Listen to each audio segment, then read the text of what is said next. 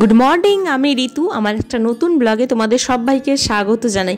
তাহলে চলো আজকের দিনটা শুরু করা যাক। আর সকালবেলায় দেখো চা বসিয়ে দিয়েছি, একদিকে আমার তরকারি মোটামুটি সিদ্ধ হয়েই এসেছে। শীতের সকালে দেখবে যতক্ষণ না চাটা খাওয়া হয় ততক্ষণ যেন কাজে এনার্জি পাওয়া যায় না। এদিকে আমার ভাতটাও মোটামুটি হয়ে এসেছে আর বেশ খানিকটা পরিমাণে জল দিয়ে দিয়েছি। এটা একটু ফুটে যাক, ফুটে গেলেই নামিয়ে নেবো। বাবান ঘুম থেকে উঠে পড়েছে, বাবান পড়তে যাবে। আর দেখো স্বরূপ এসেছে দেখার জন্য। কি কাণ্ড করেছি দেখো, বাবানের সাথে তেমন একটু কথা বলছিলাম আর চাটা অমনি পড়ে গেল। মাঝে মধ্যেই এটা আমার সাথে হয়ে থাকে, তার মানে আমি অন্যমনস্ক হলেই চা পড়ে যায়। দেখো পরিষ্কার করে নিলাম। পরিষ্কার না করে আমি যদি রান্না বসিয়ে দিতাম তাহলে কিন্তু এই জিনিসটা আরও মানে শক্ত হয়ে যেত। আর যখন আমি পরে গ্যাসটা পরিষ্কার করতাম না তখন অনেক কষ্ট হতো। তো সেই জন্য গরম অবস্থাতেই আমি পরিষ্কার করে নিয়ে ডালটা বসিয়ে দিয়েছি। চা আমাদের খাওয়া হয়ে গেছে। আর তোমাদের বলছিলাম না আমার তরকারিটা হয়ে এসেছে। দেখো আজকে সমস্ত কিছু সবজি দিয়ে আর শাক দিয়ে একটা চচ্চড়ি মতো তরকারি করেছি। এখানে পালং শাক আছে, বাঁধাকপি আছে, শিম আছে, আলু আছে আর দিয়েছি অল্প করে কড়াইশুঁটি। এখন বেজে গেছে 11:15। বাবান আর স্বরূপ তো বেরিয়ে গেছে। আর দেখো আমি বুকানকে নিয়ে একটু ওপরে এসেছি, ওপর ঘরটার কি অবস্থা সেটা দেখার জন্য। ওটা কি হচ্ছে? ওটা কি করছো? কি করছো না? কি ঝাড়ু? তোমাকে কে ঝাড় দিতে বলেছে? কে ঝাড় দিতে বলেছে? ওলে বাবালে, ঘর তো পরিষ্কার। হ্যাঁ পরিষ্কার আছে বাবা।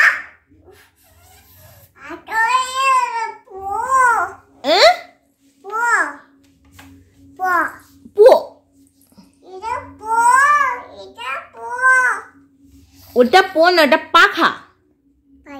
হ্যাঁ তা গরমকালে চালায়, এখন চালাতে নেই। তুমি ঝাড়ুটা রেখে দাও না। কেন রেখে দাও না? পাপা তো কাজে গেছে, অফিসে গেছে, তুমি রেখে দাও। ও বাবা, ও শোনা মা, এদিকে দেখো, আমার দিকে দেখো। তুমি রেখে দাও, তুমি রেখে দাও, তুমি রেখে দাও।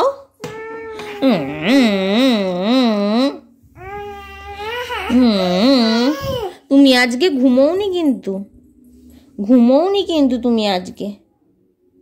ও বাবা, বাবা, ও বাবা, দাদু দাদু দাদু দাদু দাদু দাদু বসবে।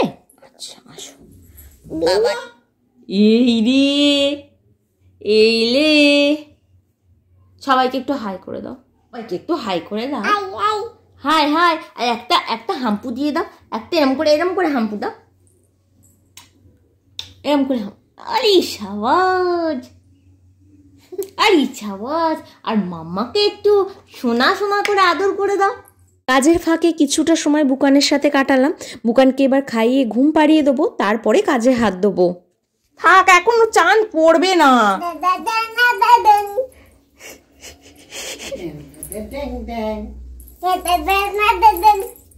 ওটা কি হচ্ছে?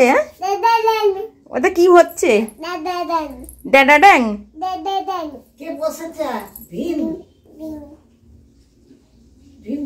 ভীমের তো নাক খুলে যাবার খাপ। ভীমের নাক এবার খুলে যাবে, দেখো বাবা। চল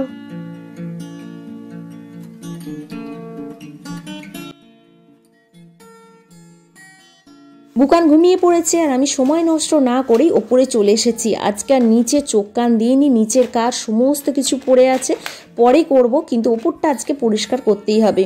আর এটা যে তোমাদের দেখাচ্ছি, এর ভিতরে না ছোট্ট ছোট্ট জিনিস কিছু থাকে, তার মানে কানের আংটি, এই সমস্ত জিনিসগুলো আমি এর ভেতরে রেখে দিই। তাহলে কি বলো তো, জিনিসগুলো না চারিদিকে ছড়িয়ে ছিটিয়ে থাকে না, আর হাতের কাছে থাকলে সময় মতো পাওয়া যায়। তো সেই জন্য না একটা জায়গাতে আমি এইভাবে গুছিয়ে রেখে দিই। আর এই কানেরগুলো আংটিগুলো না মাঝে মধ্যে বাইরে বেরোলে পড়ে যায়, জানো তো, সোনার জিনিস খুব একটা পড়ে যায় না। তো দেখো এখানটা ভালো করে পরিষ্কার করে নিচ্ছি। আর যে বিষয়টা নিয়ে কথা বলছিলাম, আমি চাইলেই না একসাথে সব কাজ করতে পারবো না, যে ওপরটাও পরিষ্কার করব, নিচেটা পরিষ্কার করব, সেটা হবে না, সেটা করা সম্ভব নয়। সেই জন্য কী করি বলো তো, যেদিন আমি ওপরটা পরিষ্কার করি, ডিপ ক্লিন করি, সেদিন আর নিচের সেরকম ভারী কাজ আমি সেরকমভাবে কিছু করি না। নিচের কাজগুলো আমি ফেলে রেখে দিয়ে ওপরটায় চলে আসি। আবার যেদিনকে নিচে আমি পরিষ্কার করি সেদিনকে ওপরে একদম করি না, তখন আমি নিচেরটা ডিপ ক্লিন করে নিই, ওপরটা হালকাভাবে করে ছেড়ে দিই। এইভাবেই কাজটা আমি ম্যানেজ করি, বুঝতে পেরেছো? অনেকটা বেশি ধুলো যখন জমা হয়ে যায় না, তখন চোখেতে আর নেওয়া যায় না, তখন মনে হয় যে এবারে পরিষ্কার করাটা দরকার।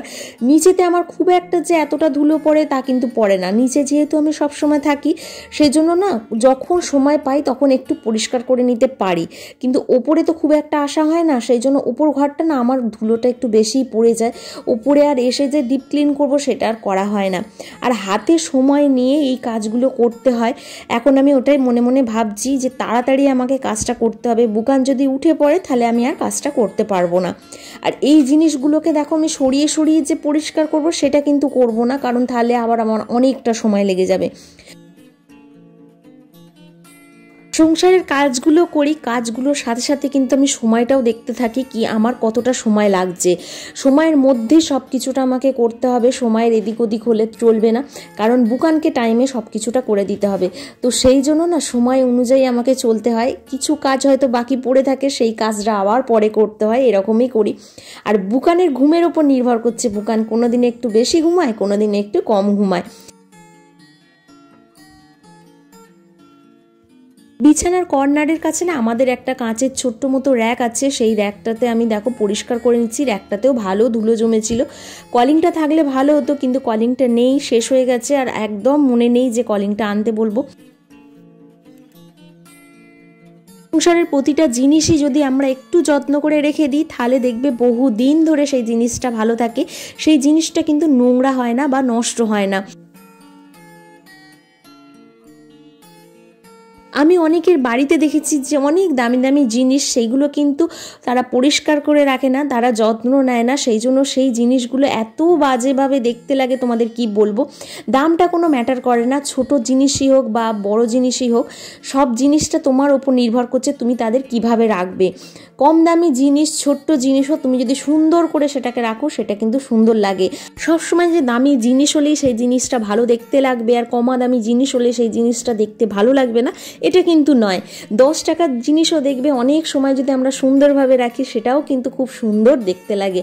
আমি তো এটাই মনে করি যে চোখে ধরার মতো যদি জিনিস হয় সেটা দাম দিয়ে বিচার করা যায় না। এখানে বোর্ডের ওপরে না একটা ছোট্ট র্যাক মতো আছে, আর এখানে বাবান ঠাকুর রেখে দিয়েছে, বাবান শিব ঠাকুর আর সরস্বতী ঠাকুর, এই দুটো ঠাকুরকে খুব মানে বিশ্বাস করে। আর এখানে আমি যেটা দেখাচ্ছি এটা হচ্ছে বাবানের চশমা স্ট্যান্ড, এটাও রেখে দিয়েছে, ওর লাগে এটা। তো বাবান এখানে যেহেতু কর্নারটায় বসে বসে পড়াশোনা করে, তো সেই জন্য ওর মাথার কাছে ঠাকুর রেখে দিয়েছে। আর বাবান না খুব শিব ঠাকুরের ভক্ত, জানো তো, সেই জন্য শিব ঠাকুরকে আগে রেখেছে। এবারে দেখো ছোটোখাটো জিনিসগুলো পরিষ্কার করা মোটামুটি হয়ে গেছে, আর বিছানাটা এবারে পরিষ্কার করে নেবো। বেড কভারটা চেঞ্জ করার সময় এসে গেছে, কিন্তু আজকে আর সময় হবে না। করতে করতে ঘড়িটার দিকে একবার চোখ দিয়ে দিলাম, দেখলাম 12টা 25 হয়ে গেছে। সেই জন্য ভেবে নিলাম যে আজকে আর বিছানার চাদরটা পাল্টাবো না, পরে আবার একদিন বিছানার চাদরটা পাল্টে নেবো, কারণ বিছানার চাদরটা অতটাও এখনও নোংরা হয়নি। ছুটির দিনগুলোতে যদি আমি এই কাজগুলো করি তাহলে আমার এত টেনশন হয় না বুকানকে নিয়ে, কারণ বাবান থাকে, নাহলে স্বরূপ থাকে। কিন্তু কি বলতো, প্রতিটা ছুটিতেই যে আমি সময় পাবো এইসব কাজগুলো করার জন্য, সেটাও কিন্তু হয় না। সেই জন্যই না এই কাজগুলো পড়ে থাকে, জানো তো। ছুটির আশা করে থাকি যে ছুটি পেলে এই কাজগুলো করব, কিন্তু তখন দেখি আবার অন্য কাজ এসে যায়, তখন আর এই কাজগুলো হয় না। আলমারিটা শোকেসটা মুছলে ভালো হতো, ওটাও অনেকদিন মোছা হয়নি, কিন্তু একদম আজকে আর সময় নেই, সেটা মুছতে গেলেও অনেকটা সময় লেগে যাবে। সেই জন্য আজকে আর ওইদিকে চোখটা দিলে হবে না, ওটা আজকে পড়ে থাক। সময়টা হাত থেকে বেরিয়ে যাচ্ছে একটার পর একটা করতে করতে। কি কিছু টুকিটাকি জামা কাপড় চেয়ারে আছে, সেইগুলোকে তো পরিষ্কার করতেই হবে। এগুলো বাবান রেখে দিয়েছে এরকমভাবে, আর সেইগুলোকেই একটু জায়গায় গুছিয়ে নিচ্ছি। গুছিয়ে নিয়ে চেয়ারটা ফাঁকা করে নিলাম। ফাঁকা করে নিয়ে দেখো ঘরটা আজকে মুছবো, আজকে চিন্তা করে রেখেই দিয়েছি। বুকান যদি উঠেও পড়ে তাহলে দিদিভাইকে নালে মাকে একটু ধরতে বলবো, ঘরটা আজকে মুছতে হবে। সকালবেলা না আমি যদি কাউকে বলি যে বুকানকে ধরো একটু, তা সেটা না আমার নিজের খুব খারাপ লাগে। সবাইকার তো কাজ আছে বলো সংসারে, আমার যেমন কাজ আছে সবাইকার তো কাজ আছে। তো সেই জন্য না আমার মনের মধ্যে এটা হয় যে ধরতে বলবো, হয়তো তাদের কাজের অসুবিধা হবে, কিন্তু সবাই সেটা আমাকে বকেও যে তুমি এরকম মনে মনে কেন ভাবো। বইয়ের একটা ভালোভাবে পরিষ্কার করার আর সময় পেলাম না, ঘরটা তাড়াতাড়ি মুছে নেবো। ছোটোবেলায় অনেকের মুখেই শুনেছি যে ঘর দোর যদি পরিষ্কার পরিচ্ছন্ন থাকে তাহলে মা লক্ষ্মী সেখানে বিরাজ করে, শান্তি থাকে। কিন্তু এখন আশেপাশে দেখতে পাচ্ছি যার যত নোংরা ঘর দোর তার ঘরেতে তত মা লক্ষ্মী বিরাজমান, আর তার ঘরেতে তত সুখ শান্তি। আমার ঘরেতেও যে সুখ শান্তি নেই বা মা লক্ষ্মী আমার ঘরেতেও নেই এরকমটাও আমি বলবো না, কিন্তু নোংরা ঘর দোরেতেও মা লক্ষ্মী বিরাজ করেন এখন। এরকম আশেপাশে অনেকের ঘরে আমি দেখতে পাই, জানো তো, তারাও কিন্তু মন্দ নেই, তারাও কিন্তু খুব সুখেই আছে। সবটাই হচ্ছে নিজের ওপরে, তুমি সুখে থাকবে কি তুমি কষ্টে থাকবে সবটাই হচ্ছে নিজের ওপর।